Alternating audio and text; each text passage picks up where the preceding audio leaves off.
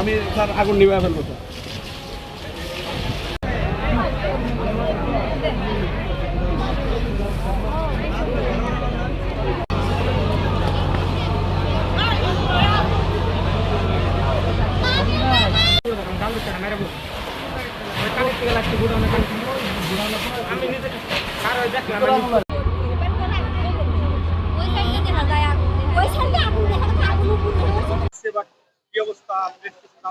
আগুনটা এখান থেকে সূত্রপাত হয়েছে 11টা বা 11টার প্লাস আরম্ভ হয়েছে এখান থেকে আগুন।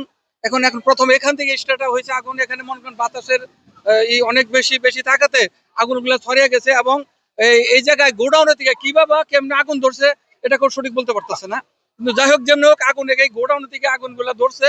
এই আগুনগুলো ধরার পরে মনে করেন আমাদের এখানে অনেক ফায়ার সার্ভিস আসছে, অনেক ইউনিট আসছে, তারা যথেষ্ট চেষ্টা করতেছে। আমাদের এলাকার যারা জনগণ আছে তারাও পানি যে পারছে এমনি সহযোগিতা করতেছে।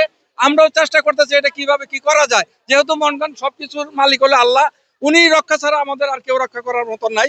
যেভাবে আগুন চলতেছে মনে করেন এটা আল্লাহ ছাড়া কেউ রাখে না। আমরা আল্লাহর কাছে দোয়া করি আল্লাহ যেন আমাদের অতি দূরত্ব এখানে বৃষ্টি দেয়, বৃষ্টি দিলে দ্রুত আমাদের আগুনটা নির্বাহ যাবে। অনেকের বাড়ি ঘর পড়ে গেছে, টোটালি গোডাউন না, সাধারণ পাবলিকের অনেক বাড়ি ঘর ঘুরে গেছে। আমি অনেক জায়গায় ঘুরে আসলাম, 1 কিলোর মতন আমি হাঁটলাম, হাইটা দেখলাম মানে প্রতিটা জায়গায় আগুন এইভাবে চলতেছে। যাই হোক আমিও আপনাদের কাছে সহযোগিতা করি, আপনারাও একটু সহযোগিতা করেন যাতে আগুনগুলো কিভাবে নিবন যায় এবং ফায়ার সার্ভিস আরো কিভাবে আনা যায়। আপনাদের কোনো সহযোগিতা থাকলে আমাদেরকে সহযোগিতা করবেন, এই লোকের সহযোগিতা করবেন। কয়েক কোটি মানে এটা অতুলনীয় বলা যায় না। পরে বোঝা যাবে কত কোটি টাকা হয়েছে। অনেক ক্ষতি হয়ে গেছে। সাধারণ মানুষ যারা দিন আনা দিন খায় তাদেরও বাড়ি ঘর গুলো পড়ে গেছে। তাদেরকেও আমাদের দেখা উচিত। যাই হোক আপনারা যেভাবে পারেন এটা আপনারাও ছড়া দেন যাতে আমাদের ফায়ার সার্ভিসের ইউনিট অন্য জায়গা থেকে যেন আসে, আইসা জানে এই জায়গায় আগুনটা নিবানোর জন্য ব্যবস্থা করে।